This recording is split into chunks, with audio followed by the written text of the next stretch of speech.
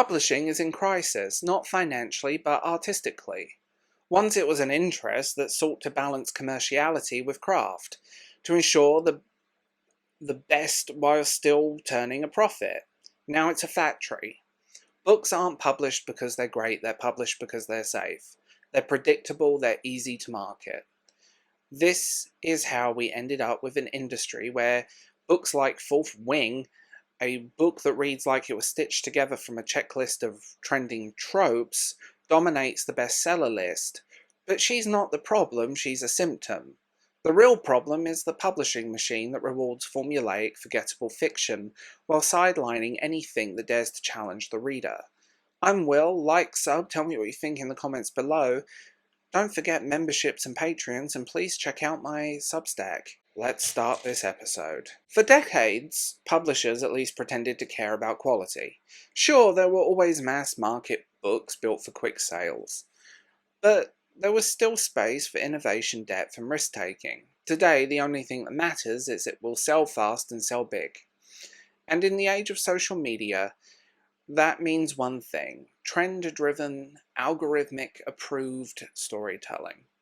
Take Fourth Wing as an example. It didn't become a hit because of its writing quality. It became a hit because it checked every box for a viral book sensation. It's got dragons, trendy.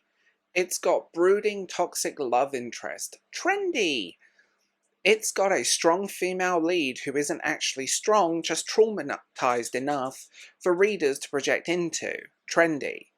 And it's got spice, because apparently a book's literary merit is now measured by how many times characters can This isn't writing, it's content creation.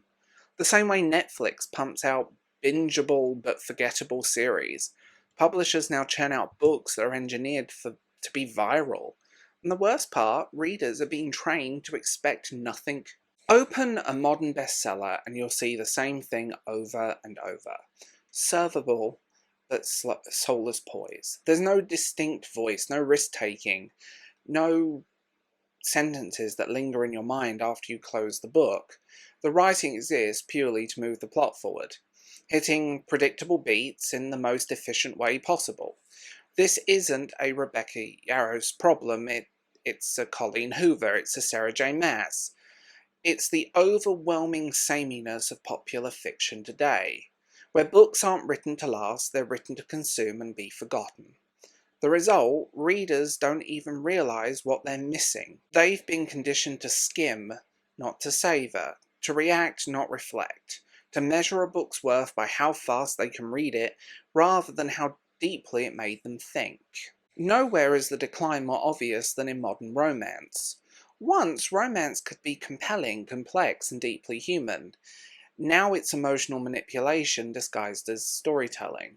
Authors don't build relationships anymore, they force them. They rely on trauma bonding, artificial angst, and exaggerated states because they don't know how to write actual charisma. It's not romance. It's a series of forced emotional payoffs designed to extract reaction. And readers fall for it because they're constantly consuming books that do the bare minimum. You start to believe this is what romance is meant to be. The most tragic part of this, great books still exist, but they don't get the marketing push. They don't get book deals because publishers have become cowards. They don't take risks anymore. They don't invest in craft, they invest in what's safe. And safe means repeating what worked before, over and over again until it stops selling. Did one book have a dragon go viral? Here are 10 more. Did one book's toxic romance hit #1? Great, we'll copy and paste until the trend dies. Did book talk latch into a single trope? Let's beat it into the ground until readers are sick of it. This is a cycle now. It's not about storytelling, it's about capitalizing on short-term trends and throwing books at walls to see what sticks. And when the trend dies, on to the next one. Meanwhile, books that actually challenge the reader, books that take risks, that innovate, aren't just repackaged fan fiction, they get buried under the noise.